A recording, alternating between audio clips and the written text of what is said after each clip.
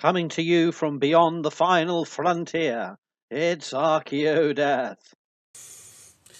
Well, welcome this evening. Unexpected live for me, Professor of Archaeology Howard Williams. Now, as you may know, I specialise and call myself Archaeodeath, referring to the archaeology of death, burial and commemoration. You know, how archaeologists can tell the story of past societies, their lives and deaths through the traces of the dead. And I wanted to do a live at short notice because one of the areas I deal with is obviously the public archaeology, the public engagement with mortuary archaeology and using digital media to do it. So you could call this digital public mortuary archaeology, if you like, or mortuaryology,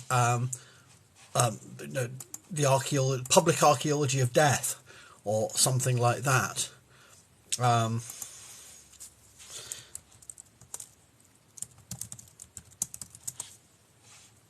And in doing so, I've produced quite a large stock of journal articles and book chapters on aspects of this. For example, in 2016, I co-edited with Dr. Melanie Giles, I think now Professor Melanie Giles, of the Manchester University, Archaeologists and the Dead, looking with Oxford University Press, a book that explores the various different ways in which the dead are with us, alive, through archaeologists as mediators.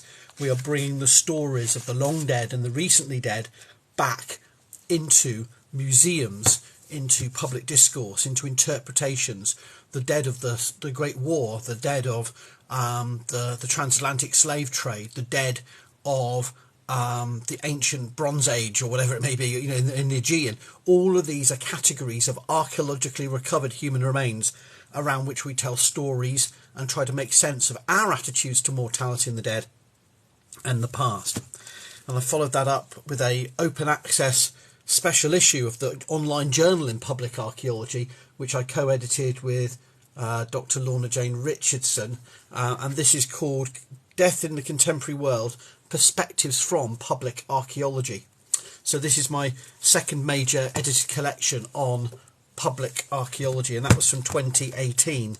And then in 2019, with students, we did a student conference, and then I edited with students a mixture of professionals, academics and student contributions to a book called The Public Archaeology of Death, published with Equinox. So this came out just before the pandemic hit, and it's all about different ways in which we engage with mortality and the past through archaeological remains, from video games to artist reconstructions to looking at TV and film and how death is portrayed in those, inspired by archaeological finds.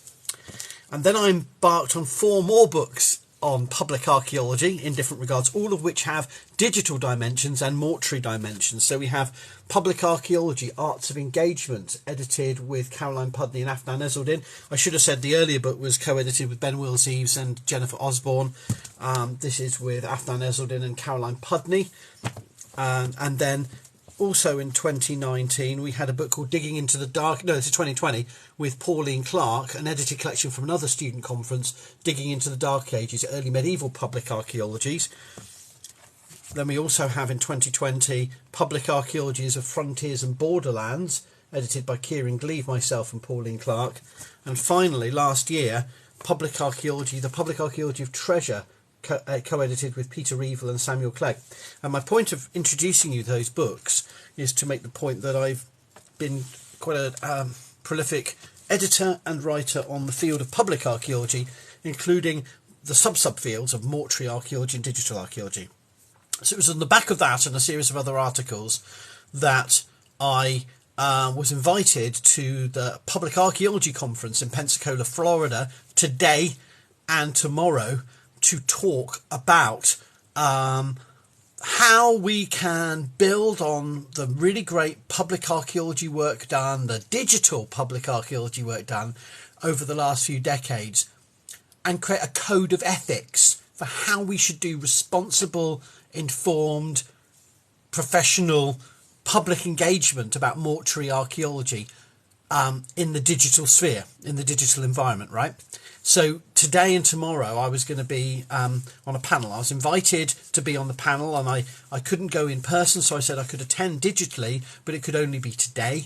And there seems to have been some kind of mess up, because they've scheduled the panel for tomorrow when I'm not available. And I've only just realised this. So a bit frustrating, but what I thought I would instead, particularly because I owe you, my TikTok audience, because I produced 12 videos that crowdsourced opinions about how to answer the questions the panel were going to be addressing about how do we develop a code of ethics for digital public archaeology. How am I was going to be asked my response, and I thought, well, given that we're all about, collaboration and co-production, I should ask my TikTok followers, who include historians, archaeologists, art historians, anthropologists, specialists and professionals. I get more of a chance to get a temperature of people's expertise and insights by asking my TikTok audience than I will at any conference. And I produced the videos, and I've got amazing response. So the rationale of this live, if this makes sense, I hope you're following me. The rationale of this live, right, is to, and hi Lorraine, and hi Spiritual Squirrel, and hi everyone else. The point of this live is they've scheduled the panel at a time tomorrow I can't attend. So I'm recording this so that this then can go on my YouTube channel. I will then do a blog post on WordPress about it, and links to all the 12 questions. And that, I hope, will be a resource that those interested who are going to the conferences, and those who are not interested in that conference but are interested in the issue, can then build and develop an interest in. So we can have a conversation that sets up. Because at the end of the day, the conversation is more important than the event, right? And we realise that if we're going to be doing this kind of responsible, informed, digital public archaeology, particularly for death, which is the area I'm interested in, for the archaeology of death, digital public mortuary archaeology, if we're going to do this, then we need Indigenous voices, we need BIPOC voices, we need women's voices, we need non-binary voices, we need expert voices, we need amateur voices or avocational voices, we need global perspectives. We don't want another set of criteria set up that please only people living in some parts of the United States and the UK, which is often what happens. And so I think it's really important we have this conversation, if that makes sense.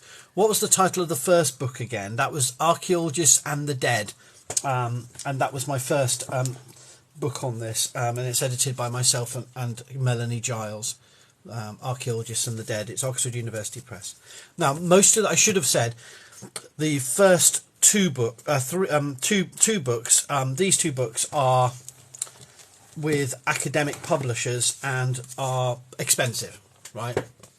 Which on the topic of public archaeology is perhaps not ideal, but the other ones you can all download for free. So that is freely available from the website of public archaeology. And these four books that I showed you are all in the same series with ArchaeoPress, their Access Archaeology series. You can download the entire book. So that's about 1,300 pages or whatever of academic literature about public archaeology for free. And that's why I put a lot of work in to make sure they're freely available. Anyway, I'm going to go on with my talk and not answer any questions for now. Okay, so the panel, what I thought was today, but tomorrow, is being tasked with answering 12 questions. And the blurb of the title of the session is Approaches to Digital Public Archaeology Towards a Code of Ethics for Digital Repositories and Informal Online Education. And their abstract read, over the last decade, the prevalence of social media within digital heritage has advanced by leaps and bounds. In 2022, 93% of American adults, I presume they mean US adults, use the internet. 31% regularly got their news from Facebook and 25% from YouTube. That's a Pew Research 2022 as a source. Digital outreach has become an essential tool, and digital repositories are more accessible than ever. In the aftermath of the digital stampede of lockdown, it is time to move towards a shared code of ethics on how public archaeology is done in the digital sphere. Absolutely agree. Digital public archaeology is a large and challenging practice which utilises a wide range of fields, communication methods and technologies. I agree. Consideration of ethical standards should be applied to anyone, this is their assertion, anyone using these technologies for academic research, public engagement and public participation. This panel aims to bring community stakeholders, tribal leaders, archaeologists and digital archivists together to examine ethical considerations for digital repositories and informal online outreach with the hope of eventual publication. If you, Spiritual Squirrel, if you could refresh your feed, I hope I'm okay. I seem to be speaking okay, so I hope it's just you and there's no problem there.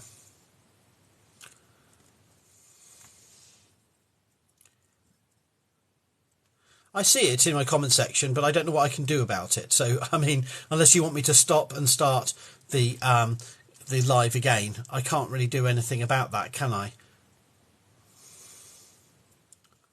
It's okay. So, yes, apparently, according to them, 25% of Americans get their news from YouTube, 31% from Facebook. Now, here is the answers I would have given to the questions set for the panel had I been there tomorrow.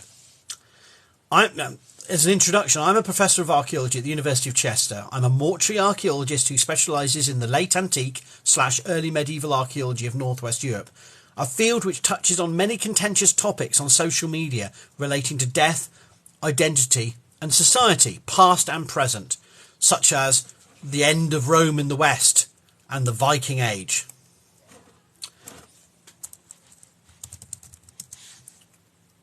In the spirit of topic and transparency, I decided to crowdsource answers for the question via my Archaeodeath TikTok channel, you guys, to which I've added further specific points and reflections. The questions attracted 391 comments over 12 posts, one per question, one post per question, and including views expressed by archaeologists, historians and art historians. I hope to share my more detailed considerations via my Archaeodeath WordPress blog. The timing of this panel on the Digital Public Archaeology Code of Ethics, and specifically its venue in the state of Florida, seems particularly appropriate given widespread concerns regarding censorship in digital and educational spaces. I understand TikTok is not available in academic environments in Florida. We've recently witnessed a widely reported censorship of education in Florida schools, resulting from the successful lobbying of extremist hate groups. Set against this broader rolling back of women's rights and unfolding transgenocide across the US, I want to signal my unreserved solidarity for those affected by these draconian measures and increasingly hostile climate against educators, teachers and academics, including public archaeologists. The first question is, how do you define digital public archaeology? And informed by the responses I got, here's my answer. This is the biggest section, actually. All forms of public archaeology have a digital component, but I would suggest it specifically relates to media and resources, as well as tools and strategies for digital dissemination, engagement, participation and education about archaeological theories, themes, methods, techniques and practices. And it also includes investigations and critiques of the digital initiatives, strategies and so on. So it's digital public archaeology is doing the engagement, the dissemination, but it's also about evaluating it and critiquing it. So it's about doing the work and evaluating the work. And it can include things like virtual museums and heritage sites, social media, blog posts, vlogs, databases, mapping tools, publications online, crowdsourcing archaeological tools so you can actually do archaeological work online, refitting tools or searching LiDAR and things for archaeological sites. There's all manner of different digital methods with which we can do digital public archaeology. And it can simply be YouTube videos and streamings online of documentaries about archaeology. It's all digital public archaeology. Key themes that you guys identified and I've packaged these in a way and moved them around a bit, are of what is digital public archaeology, or what should be digital public archaeology, including reaching and creating new audiences. I think reaching these audiences, existing audiences out there, but also creating those audiences through the engagement. Especially, digital public archaeology should be about accessing financially and otherwise excluded groups from universities, and especially on a global scale, right? So I think that should be a core component of a digital public archaeology, is at trying to reach and create new audiences. Secondly, it should be publicly informed, with dialogue and participation from non-specialists. It should be ideally of no or limited cost. It should be open access. It should be free for the user. And it should be accessible. And that accessibility isn't simply about being free. It's about those resources being easily comprehensible, with subtitles, with visuals that are legible, with as many of the barriers to access removed as possible. Okay, so accessibility is a big area outside of my expertise, but I'm just trying to say, as far as I understand, there's many different nuances to it, and I'm just saying it needs to be accessible. It needs to have reliability and accuracy, including sustainability and rigorous use of source materials. And it should therefore be about garnering trust, about fostering a sense of trust and mutual respect with the audiences, rather than just talking down or talking at.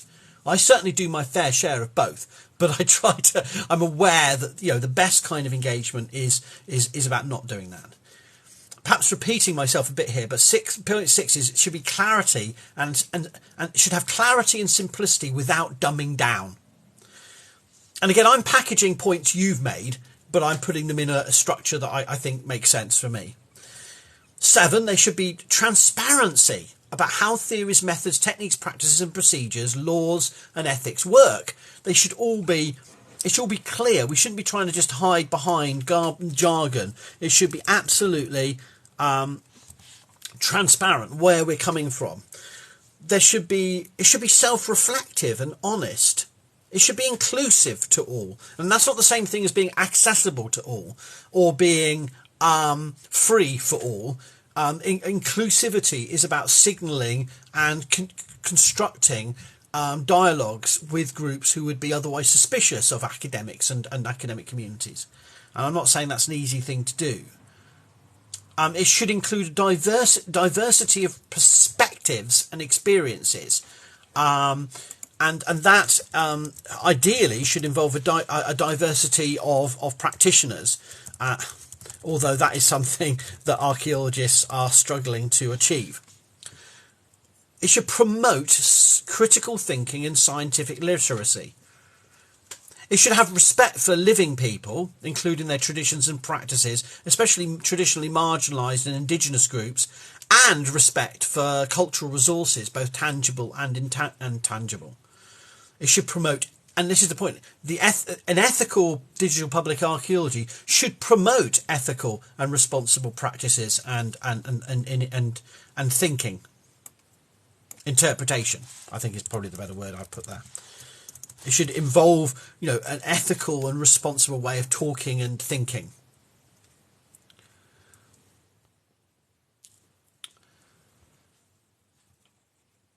It should be, and this is, I think, really important. My second to last point, I think it is an ethical digital public archaeology should be responsive and reactive to rapidly shifting mis and disinformation. Right? In other words, a lot of the tools and strategies we use in digital sphere are rapidly shifting, and then we may not be anticipating particular narratives occurring. So we need some kind of response and reaction to stories, emerging misinformation and disinformations.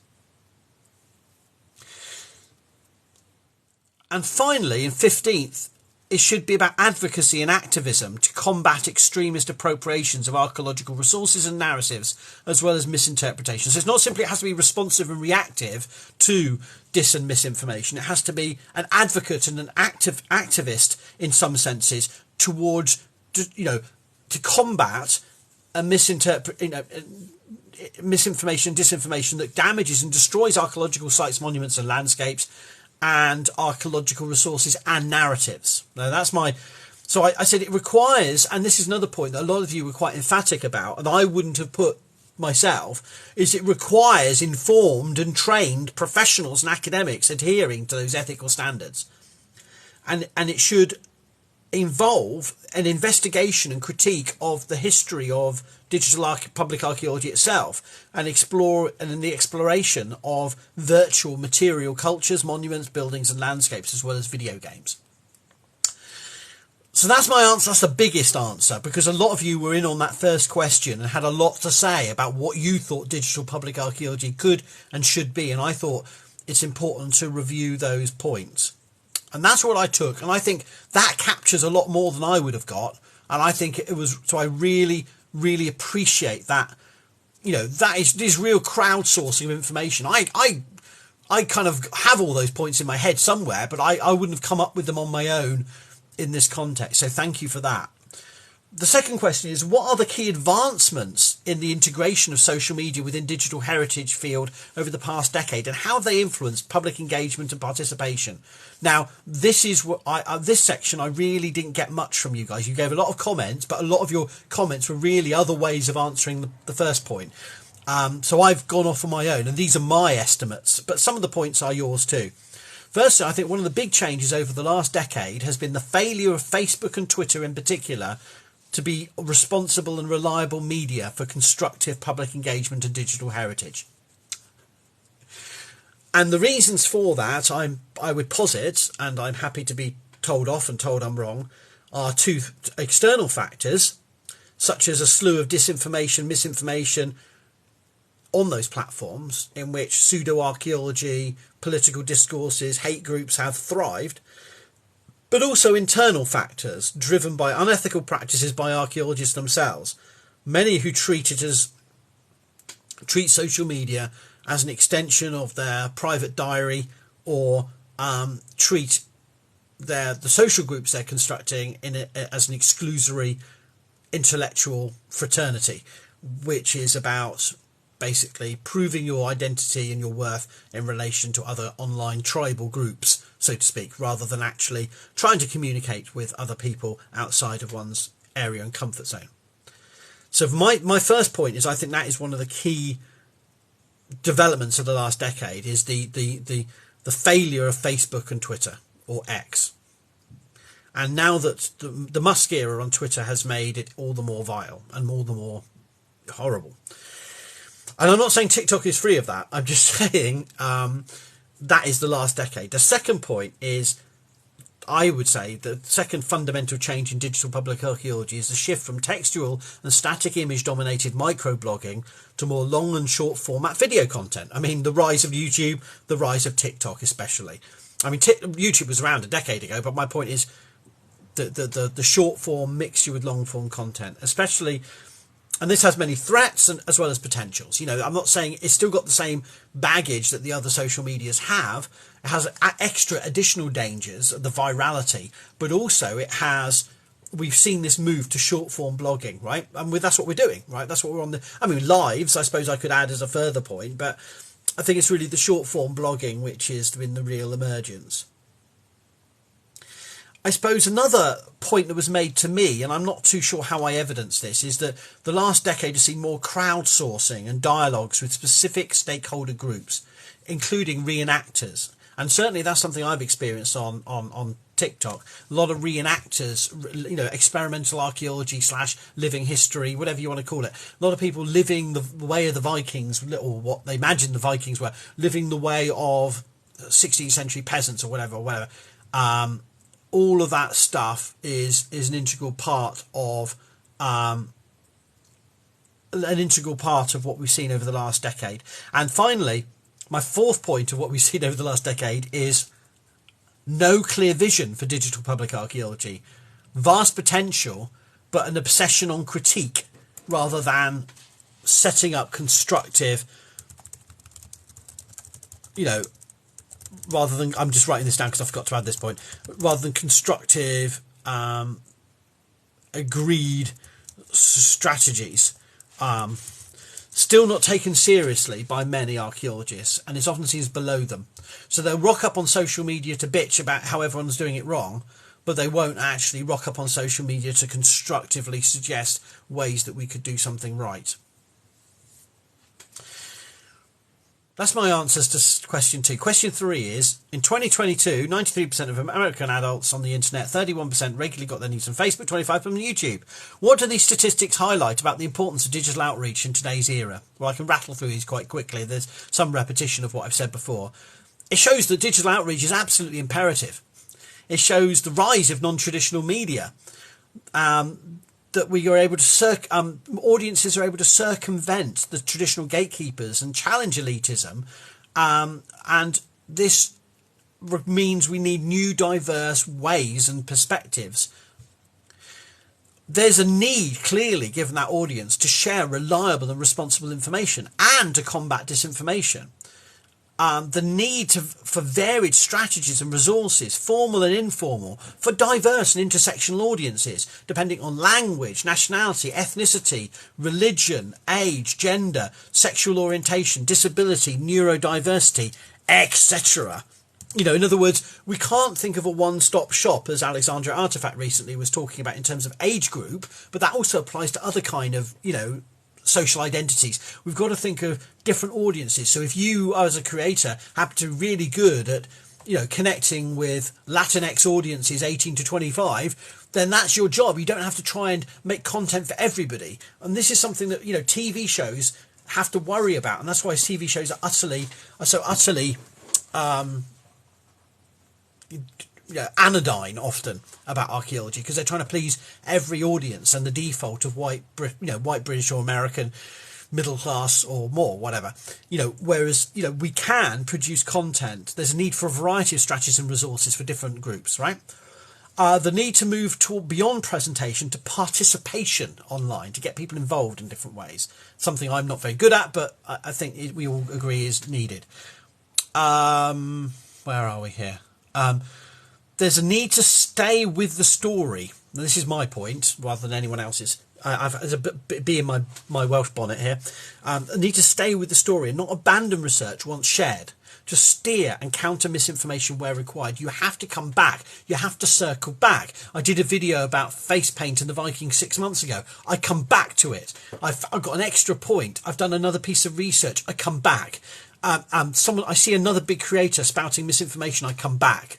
And staying, and I think a lot of people who aren't on social media it sounds like repetition, but actually it's a key strategy we've got to be more robust on. I think I've said it once, therefore everyone's heard it. No, they've heard Jack. You need to come back and say it again. And you need to come back. It's a different, you get on a bus every morning to go to the nearest town. You can have a different composition of people. If you say the same thing every time you're getting on the bus, yes, there'll be a few people going, I heard this before, but there'll be a lot of people who won't. And, you'll be talking to a different audience. I'm not saying shout at people on the bus, but I'm using that as an analogy for every video on TikTok or whatever. So that's my answers to question 3. Oh, no, I haven't. I've got some more here. The final point is explicitly need to think beyond political boundaries. And by this, what I mean is we cannot take statistics and think take the statistics of who's reading the news and so on, and think primarily about US audiences. And the problem with US discourse, like British discourse, is it's incredibly inward looking. It tends to be default UK solutions to Europe and the world, same as Americans do all the time. The way these clearly, it's inevitable. It's a Florida-based conference, but the way they're framing the question is in relation to American audiences. Why?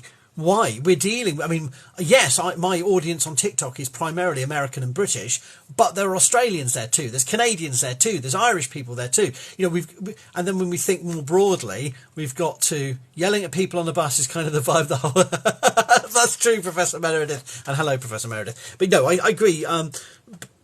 Bit of shouting isn't. I'm not saying you shouldn't do some shouting. We need to do some shouting. Sometimes it's the only way. But my point is that we've got to be aware that there'll be different audiences each time.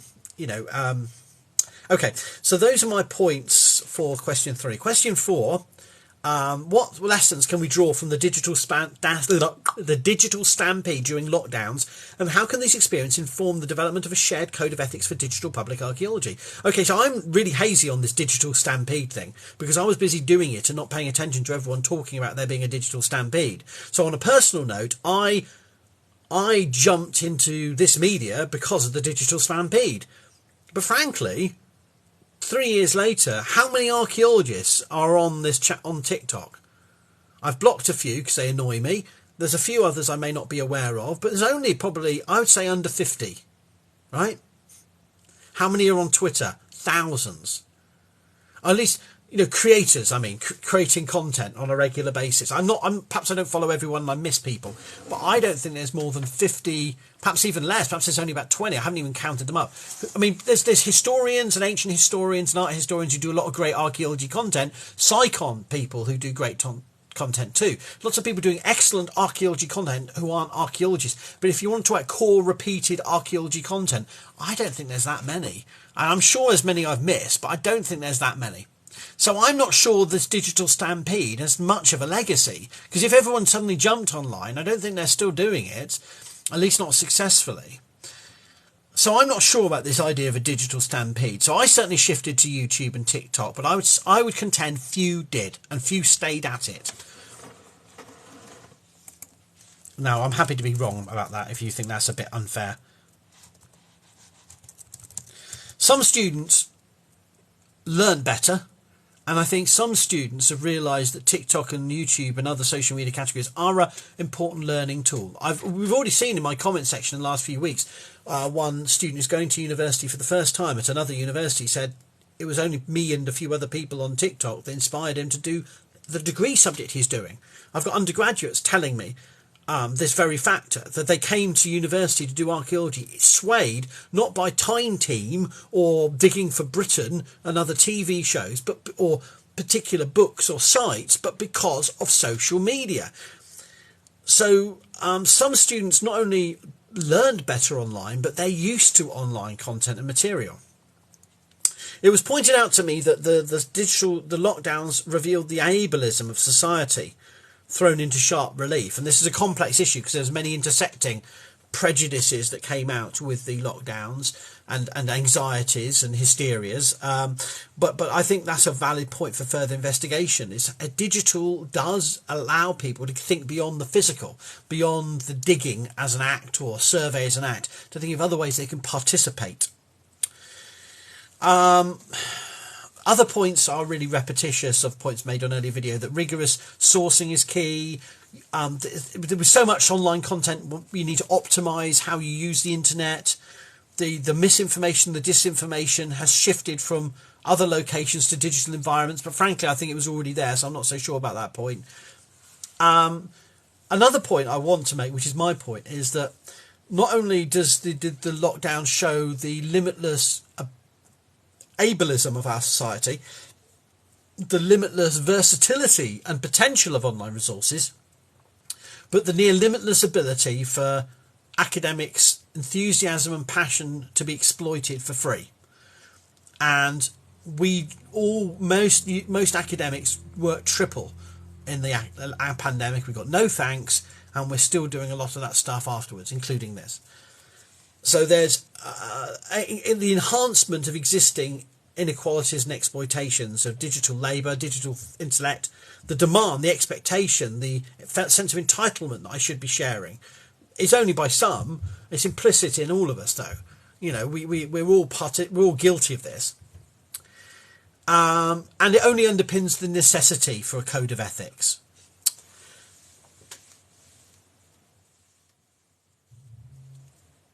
Thank you for all your comments. I'm sorry I'm not going to interact with many of them because I want to keep ploughing on through, but I do appreciate you being here and leaving me comments. You know what I do. I just want to get through this. A bit frustrated that I can't be there tomorrow to say my piece, although I think I've got more time here now than I would have anyway. Question 5. Considering the multidisciplinary nature of digital public archaeology, what are the primary ethical concerns that researchers, archaeologists and digital archivists should be aware of when using various technologies and methods for public engagement? Concerns. Well, we've talked about the oversimplified and one-stop shop content problem, and we want to avoid that. We don't want to be salacious and sensationalist. We want to be ethical in our treatment of the dead, visualization of the dead and discussion of the dead. And I put that in because I'm thinking as a mortuary archaeologist, there's other things we need to be respectful of, including sacred objects, sacred sites, sacred landscapes, ancestral materials, names, photographs of indigenous people. There's all sorts of things we need to be respectful of, but it's the dead, the human remains themselves, that I think really need to be carefully attention needs to be given to.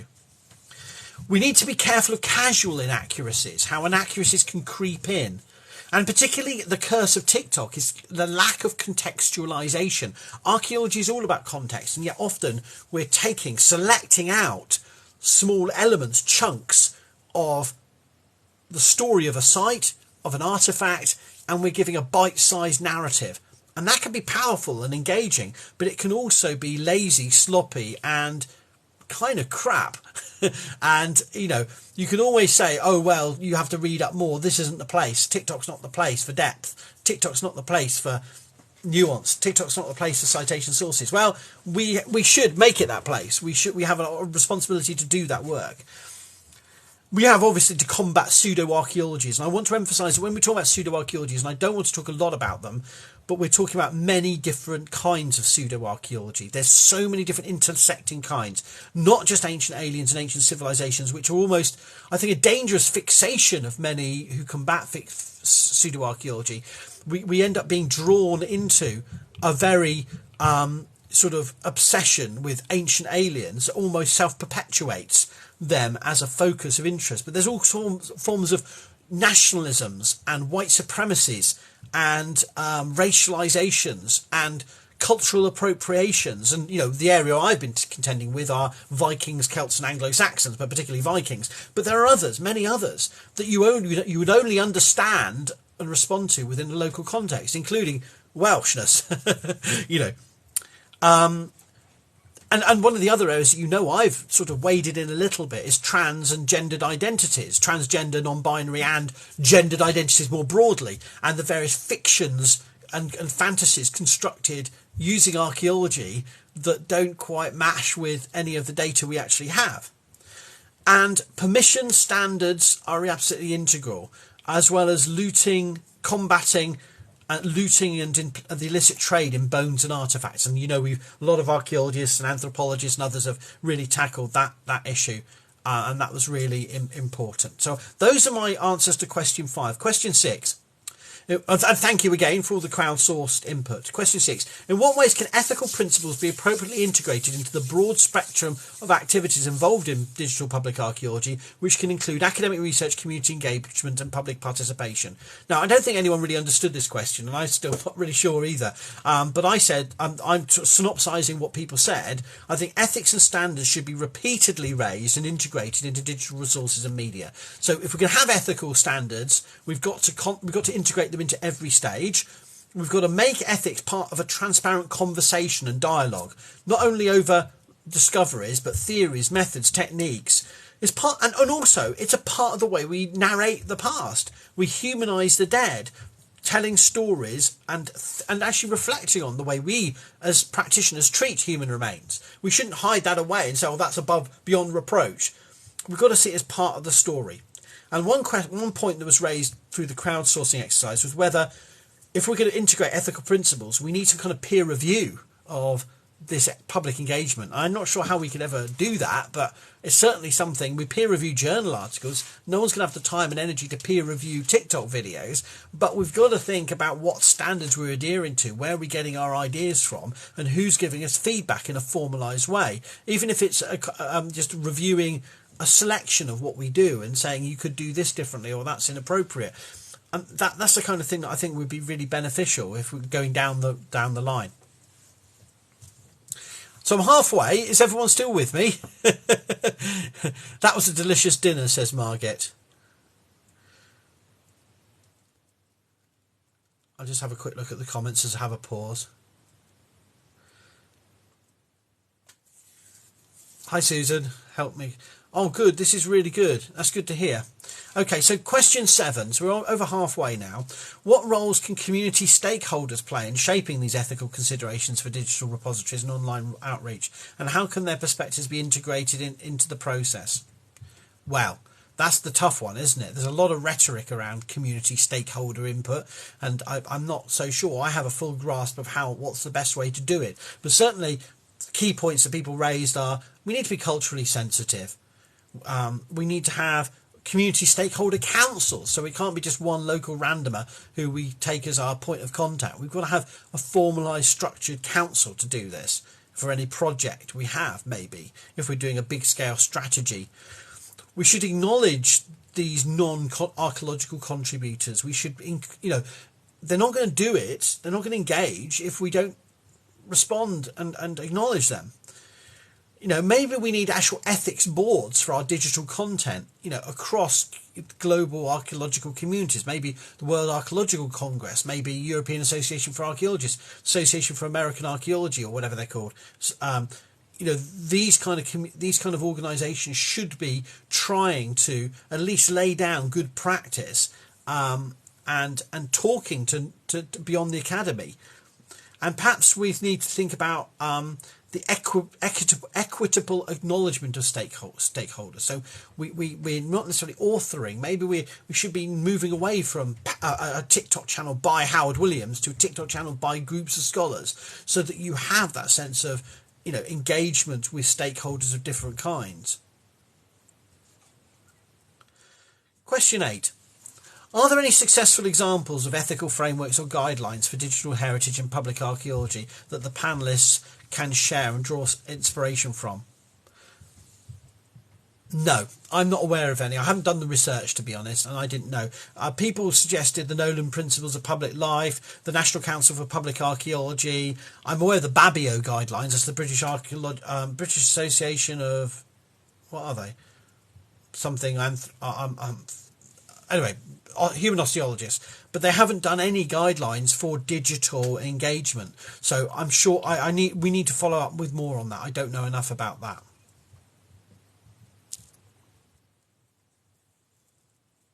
A good laugh lengthens your lifespan, says Margaret. Well, that's what they say. Ha ha ha. That's my laugh. Question 9. What particular elements or considerations do you believe should be incorporated into digital public archaeology? Code of ethics. In other words, what do you think a code of ethics should include? Okay, this is the big question, right? It should talk about educational value. It should talk about the potential to mislead and the need to be accurate. It should be about stakeholder engagement. It should be about encouraging best practice. It should be about the effects on marginalised groups and thinking about relationships with our marginalised groups. It should be about citing your sources. It should be about academic evaluation, not repetition of news. It should be about declaring conflicts of interest. It should be about supporting digital creators rather than denigrating them. Because frankly, in terms of the broader academic community, no one thanks us for doing any of this. We're seen as either it's all fluff. Real digging, the real lab work is what matters, and doing a photograph of yourself at the end of the day smiling for Instagram. That's not digital public engagement. That's not anything.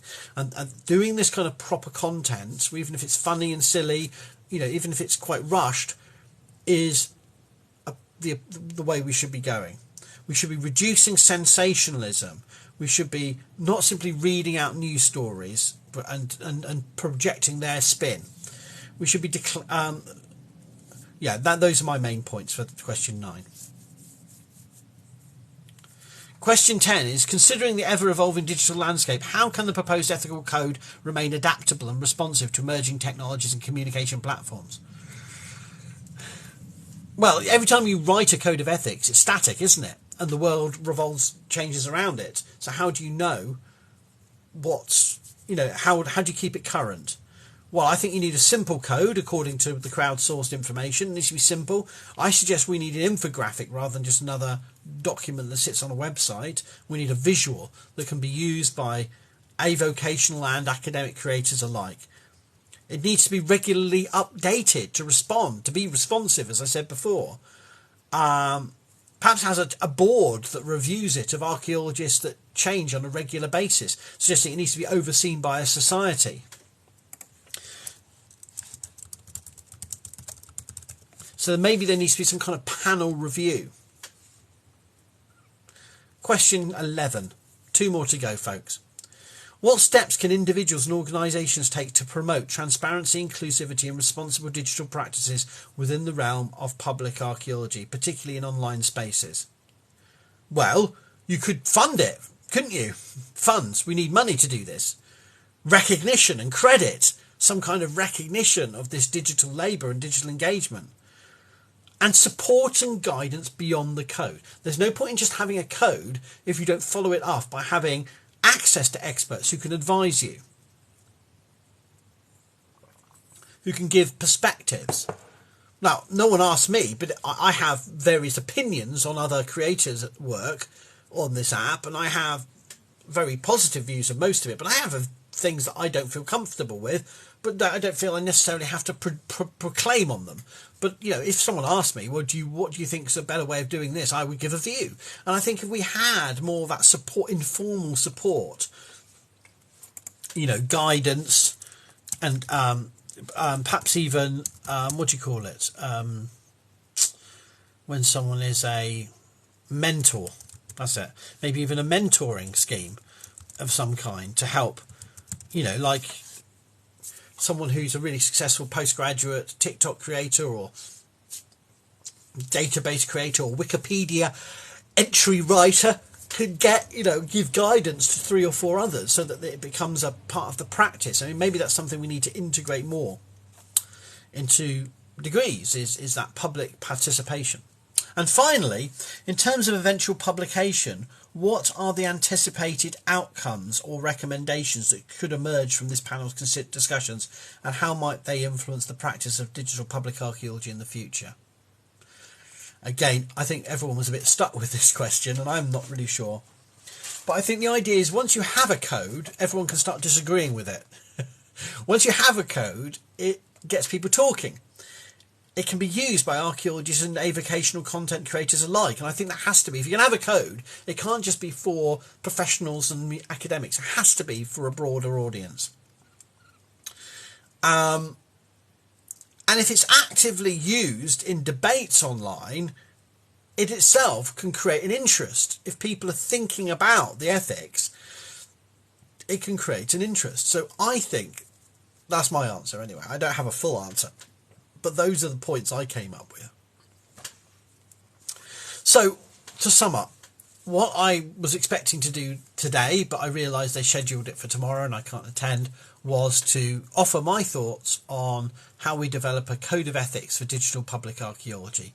And I think those are my response points. I think it is good. Having a code of ethics would be a start, but it's not the end. It will be the beginning of a process of conversations, of information sharing within and beyond the academy about what makes good academic content. There's nothing going back to points that I forget the username.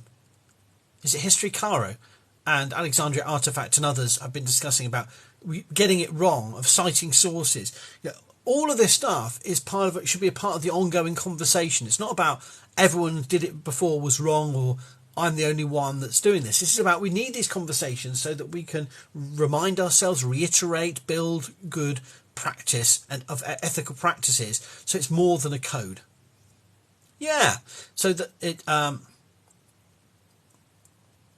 the clacketing of the keyboard tapping in the background is strangely soothing. Oh, hi Arisa, thank you. Arisa did a major job in a lot of these comments, and I really appreciate it. So thank you for all of your contributions. And I'm sure I haven't represented everyone's views accurately or fairly, but I've tried to condense it all down. So that's where I'm up to. this isn't something I've spent a vast amount of time working on. I haven't got publications on ethics in depth, but I've been looking at the ethics within the broader context of the theory and practice of public archaeology. And though that is my sort of answer to how we build a code of ethics for digital public archaeology. And I think it's going to be really important because there's no part of archaeology that isn't digital, that isn't about engaging communities, about trying to engage and educate. And if we're going to do this, we need some kind of baseline. So I really think I'm honoured to have been asked.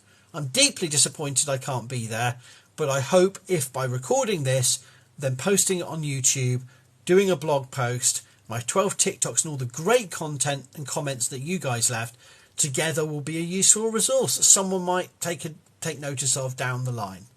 But for me, that closes it off. That shuts up, that wraps up a contribution to a public archaeology conference that A, I couldn't get to, and B, I couldn't even attend via Zoom in the end. But here we go. It's not the most, let's put it this way, doesn't even count in the top 10 of most bizarre and awkward things that have happened in archaeology events in my career. This is just one of those issues that transpires. I can't be there tomorrow. I'm sure they'll have a great discussion. Perhaps I'll contradict everything I've said here. I don't know. But those are my perspectives on it. So thank you so much for attending and for listening. And I really appreciate your ongoing support for me on this channel. And I don't go to many conferences for a whole host of reasons, including the toxic nature of the archaeological, academic and professional world. And I have had a belly full of it. And so I'm kind of not sad that I'm not able to go to these events, but equally I'm delighted that people want me to sort of make some contributions, and I've tried my best to do that here. So have a great evening, everyone. I'm back to thank you for moderating Spiritual Squirrel, and I hope that we're never going to leave these behind. We've got to keep talking about. I mean, I've touched on some of these issues and videos myself, and I've got many limits of things I don't do on ethical grounds that perhaps are a bit over cautious because other people are more daring and get more views for doing some really great content that I think I don't have the guts to do that. And other things I'm quite happy that I don't have the guts to do it, if that makes sense. And thank you, that Rebel Rabbi, and Margit and Freya, and sorry Freya, you just joining as I'm leaving, but I really appreciate all of your support and following and your input. I won't crowdsource every week, but I might do this again in terms of asking you some specific questions and seeing your views in future. Oh, Historian Caro was here. Sorry, I didn't realise Historian Caro. I was mentioning you earlier. Yes, thank you as well. So I'll put this on YouTube, and night everyone. Diolch yn fawr.